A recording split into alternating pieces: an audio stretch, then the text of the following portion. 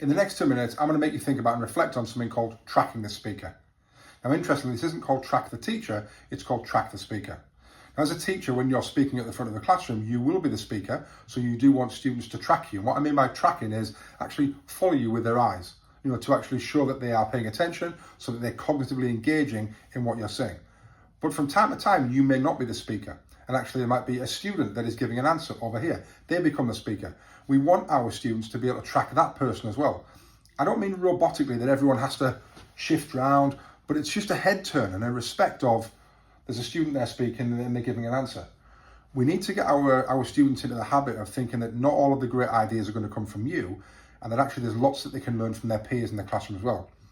Unfortunately though, when I go into lots of classrooms, what I see is a student might be giving a great answer sat over there, and there's some students just kind of sat over here, not even bothering looking, because actually they've switched off because there's a culture potentially of, if it's not the teacher saying it, then I don't really care what little Johnny's saying over there. So this requires some training.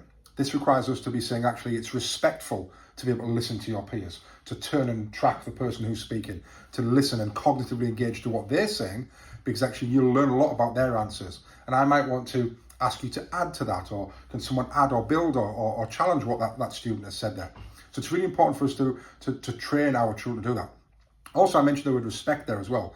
It's really respectful to listen to our peers, and think about it in a staff meeting as well.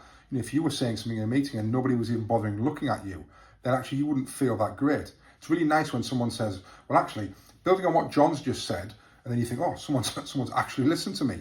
So wouldn't it be great if our children did that in the lesson as well? They were looking and they were tracking the speaker and saying, oh, well, actually, building on what Sam's just said over there, I think that, or to take that further.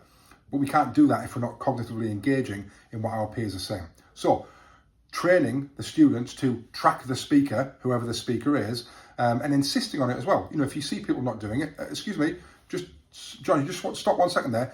Everyone isn't tracking the speaker, and really reinforce it and insist it, and we're going to get far better cognitive engagement throughout our lesson rather than students switching off just because they know that you're not speaking.